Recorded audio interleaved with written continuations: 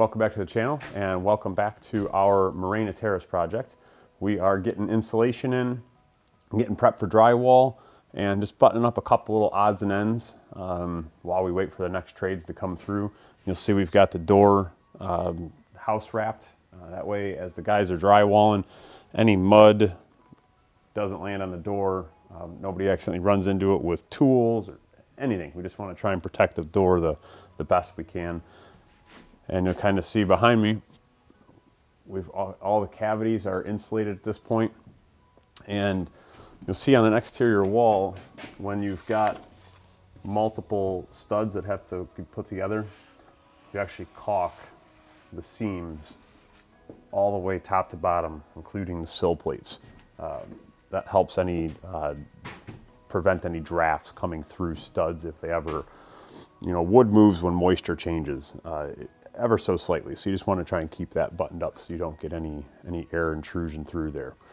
And since it's 2x6 construction, normally if you're doing bats, you would see an R19. We've actually used R21.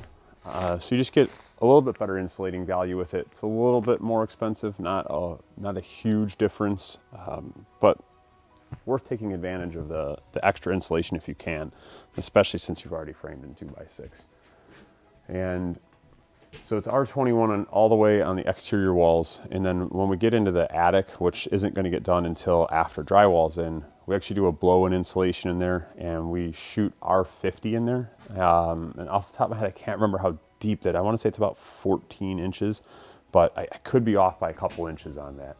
So that actually gets the last thing of insulation will be the blow-in in the attics. And you'll see on the ground, we've got a whole bunch of bright orange circles and squares and lines and dashes through the whole house.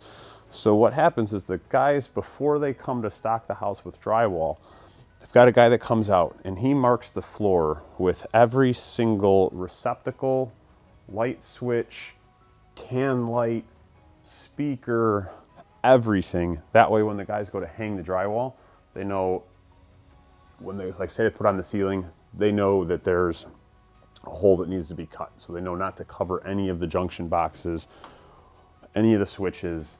It keeps from things getting buried behind drywall. And speaking of the drywallers, you'll notice that it's not quite a two-story great room in here anymore.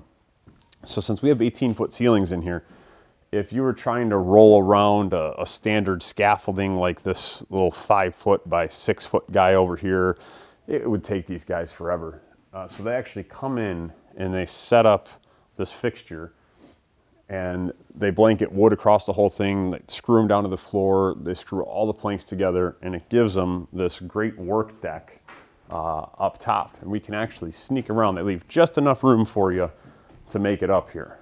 And I learned the hard way the first time is I wasn't paying attention and I smoked my head into one of these.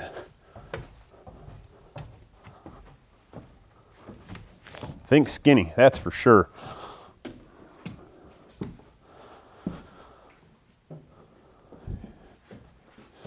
Yeah, and what it also does, this has absolutely nothing to do with the process, but it kind of gives you a feel for what this house would be like if you built it as a true 2-story instead of a 1.5 stories. You could turn this space into almost like an upstairs loft for kids to play in or whatever else. So you could get a bunch of extra living space if you didn't want big tall ceilings inside of a floor plan similar to this. And they just got this set up at the end of the day yesterday. So you'll see on all the floors that were existing in the house, we have that same bright orange marking. So now that this is up, they'll actually come through on here and they'll do the same thing because we have the can lights in the ceilings and our ceiling fan drop, and we've got our can lights over there and our chandelier mount. So they'll do the same thing. They'll do those orange marks kind of all the way through. And one thing we can't really see unless we peek out in here. Yeah, we can see it. So this is unconditioned space behind this wall. This is the garage area below us, and a client just wanted us to frame in a door. It's going to be an insulated door, so he's got access for storage and what have you. But instead of just doing insulation and then having nothing on the back of it, there's actually a vapor barrier that has to go on the wall behind the insulation. And that's code. That's just so it's anywhere where there's unconditioned space behind an interior wall, you've got to have a vapor barrier. So that whole wall's vapor barriered. So when you come back, I'm showing the vapor barrier again. Ask them if they would rather see us build something that didn't have a 2-story. Like, let's try to ask a question for engagement. Okay. And then actually a question for you guys.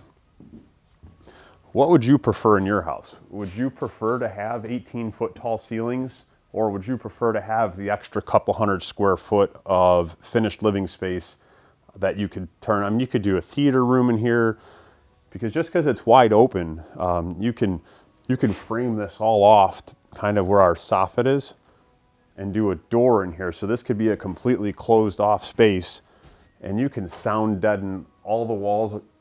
Since it's gonna, you'll have the R50 on top of it, you could sound deaden the walls, and the floor joist that would be here, you could actually sound deaden those as well. And you could turn this into, an upstairs media room. Of course, you would get rid of your windows because you don't want a bunch of light in a media room. So yeah, comment below, let us know which you would prefer. Myself, I like big tall ceilings. And then same thing with the vapor barrier in here. This is an unconditioned wall, so you've got vapor barrier behind there, behind here, all through here, and around there. So yeah, anywhere where there's attic space, you've got a vapor barrier. And since we've got easy access to this attic and the one above the garage, the guys will just use the doorway to blow the insulation in. For the main attic on top of the house, we've got a little box out here that'll leave attic access to. So I'll actually go up through here to shoot all the insulation in up there. And we can kind of get a little peek of how the masons are doing. They're currently working on the inside of the entryway. We've had, again, a whole bunch of rain lately. And so they've decided to take advantage of having a roof over them inside of the entryway so they can keep working even when the weather is not their friend. So hopefully we get that wrapped up early next week. We can get back to the outside of the house, get some more of the stonework done. And that's pretty much what's changed since your guys' last visit out. We appreciate you taking the time watching the videos. If you're liking the series, give us a thumbs up and subscribe to the channel. And again, if there's anything that you guys want to see us add to the channel or questions you have, please comment below and we will do our best to either make a video for you or we'll definitely get you a reply back to answer your questions. Thank you much, and we'll see you on the next episode.